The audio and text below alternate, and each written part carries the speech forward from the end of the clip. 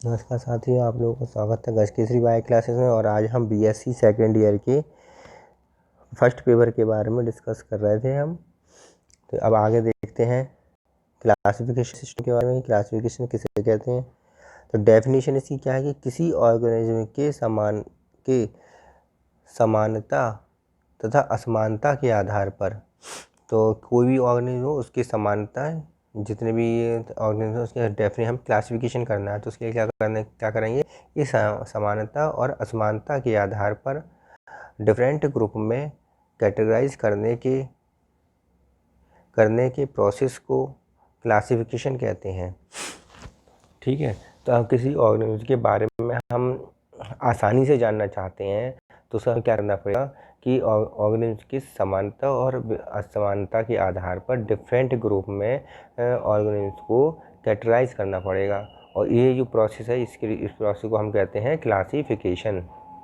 इसको हम कहते हैं क्लासिफिकेशन।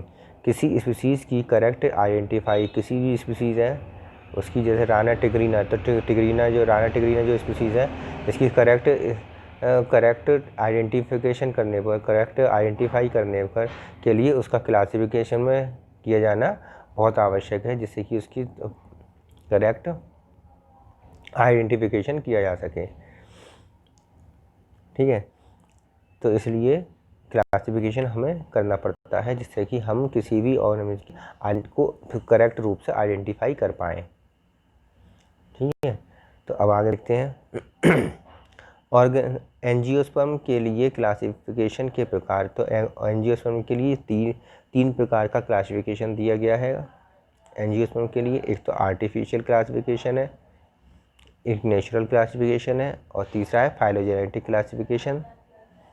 आर्टिफिशियल जो क्लासिफिकेशन है वो लीनियस ने दिया था, और नेचुरल क्लासिफिकेशन किसने दिया था? बेंथमैन हुकर ने।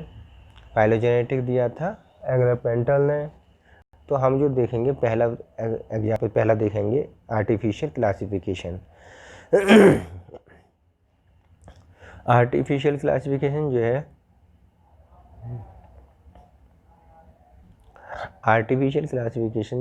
इसमें ऐसा क्लासिफिकेशन होता है जिसमें किसी ऑर्गेनिज्म के एक या दो लक्षणों को लेकर जो क्लासिफिकेशन किया जाता है उसे हम कहते हैं आर्टिफिशियल क्लासिफिकेशन।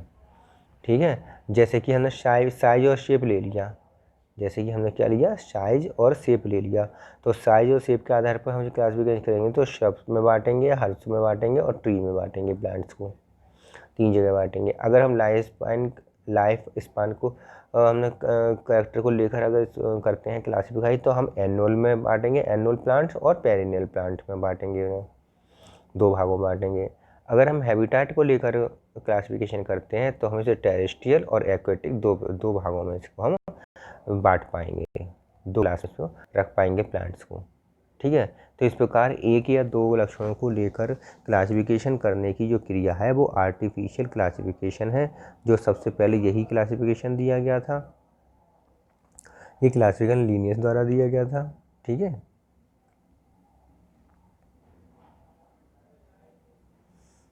देखिए अब लीनियस द्वारा दिया गया क्लासिफिकेशन या आर्टिफिशियल क्लासिफिकेशन के बारे में समझ लेते हैं। आर्टिफिशियल क्लासिफिकेशन सर्वप्रथम लीनियस द्वारा दिया गया था। उसने अपनी पुस्तक जेनरा प्लांटेरम में 1737 में दिया था। कौन सी सन में दिया था? 1737 सन में एक बुक लिखी थी, उसमें दिया था, और बुक का नाम था जेनरा प्लांटेरम।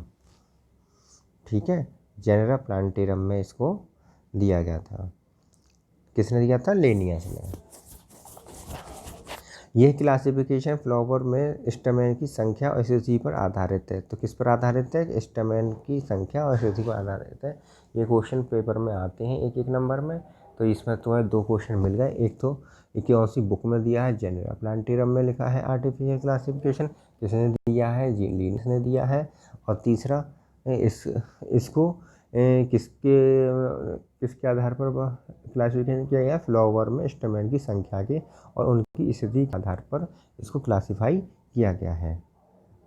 ठीक है, 3 क्वेश्चन तो आपके बनी जाते हैं। एंजियोस्पर्म फ्लावर के नर तथा मादा भाग सेक्सुअल रिप्रोडक्शन में हेल्प करते हैं। ये तो आप लोगों को पता ही होगा कि जो नर और मादा भाग जो होते हैं वो सेक्सुअल रिप्रोडक्शन हेल्प करते हैं, इसीलिए स्टैमेन के आधार पर जो बांटा गया है, इसीलिए हम क्या कहेंगे, इस क्लासिफिकेशन को सेक्सुअल क्लासिफिकेशन भी कह सकते हैं। क्या कह सकते हैं इसे? सेक्सुअल क्लासिफिकेशन भी हम कह सकते हैं इसे। स्टैमेन की संख्या के और पोजीशन के आधार पर सभी प्लांट को 24 क्लासेस में बांट रखा गया है। 24 क्लासेस में रखा गया है। 23 क्लासेस जो हैं उसमें फ्लावरिंग प्लांट को रखा गया है, और 24वीं जो क्लास है, लास्ट क्लास, उसमें नॉन फ्लावर प्लांट्स को रखा गया है। ठीक है, तो इसमें तो ये है बताया गया है कि स्टैमेन की संख्या और उनकी पोजीशन के आधार पर इनको रखा गया है। 24 क्लासेस में बांटा गया है, सारे प्लांट्स को 24 क्लासेस में रखा गया है। 23 क्लासेस फ्लावर प्लांट की हैं और 24वीं क्लास नॉन फ्लावर प्लांट्स की है। जैसे कि अगर एक स्टैमेन है तो क्लास का नाम क्या होगा? मोनेंट्रिया। 2 स्टैमेन है तो डायेंड्रिया। 3 स्टैमेन है तो ट्रायेंड्रिया। 4 स्टैमेन है तो टेट्रेंड्रिया। 5 स्टैमेन है तो पेंटेंड्रिया। 6 स्टैमेन है तो हेक्सेंड्रिया, और 10 स्टैमेन है तो डेकेंड्रिया। ठीक है, इस प्रकार क्लासेस रखी गई हैं। पॉलिएंड्रिया जो क्लास रखी गई है उसमें 20 या 20 से अधिक स्टैमेन होंगे, और पॉलीगैमिया में मैनी एंड्रोसियम और मैनी गाइनेसियम एक साथ रखे गए होंगे, तो उसमें पॉलीगैनिया कहते हैं। पॉलीगैनिक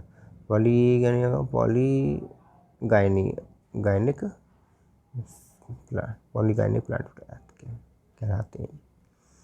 इस प्रकार जो हो गया आपका आर्टिफिशियल क्लासिफिकेशन के बारे में हमने थोड़ा समझ लिया। अब हम नेचुरल क्लासिफिकेशन के बारे में समझ लेते हैं।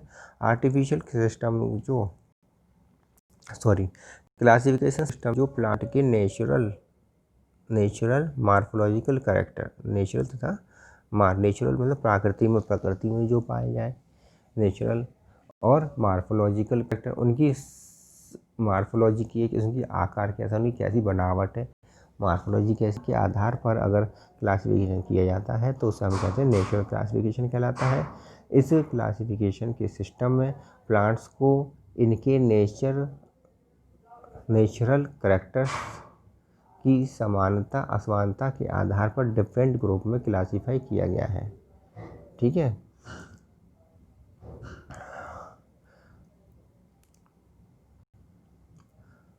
इस क्लासिफिकेशन में प्लांट्स को इनके नेचुरल कैरेक्टर्स की समानता और असमानता के आधार पर डिफरेंट ग्रुप में क्लासीफाई किया गया है।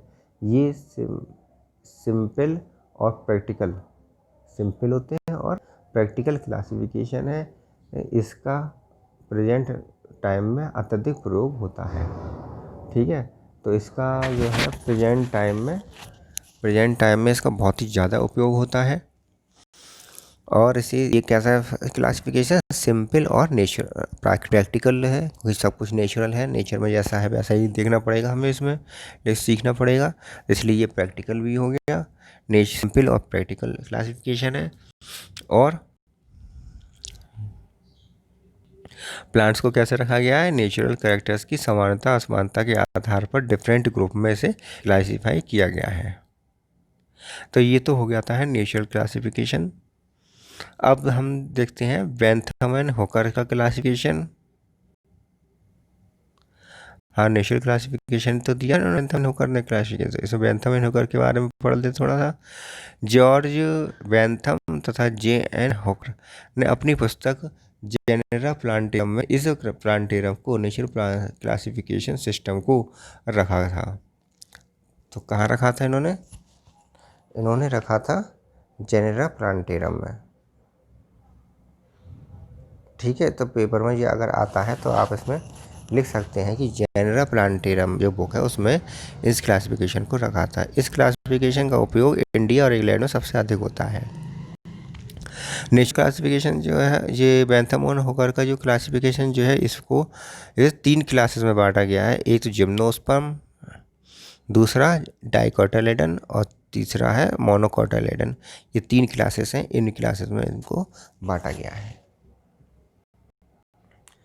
ठीक है, तो आज की वीडियो यहीं पर समाप्त हुई है, और अगर आपको मेरी वीडियोस पसंद आई हो, समझ में आता हो, तो लाइक करें, शेयर करें अपने साथियों के साथ, और अगर पहली बार मेरे चैनल पर आए हैं तो उसे सब्सक्राइब करें और बेल आइकन अवश्य दबा दें, जिससे कि नोटिफिकेशन सबसे पहले आपके पास पहुंच जाए और मेरी वीडियो आप देख सकें। इसी के साथ मैं ये वीडियो समाप्त करता हूँ, आज की वीडियो।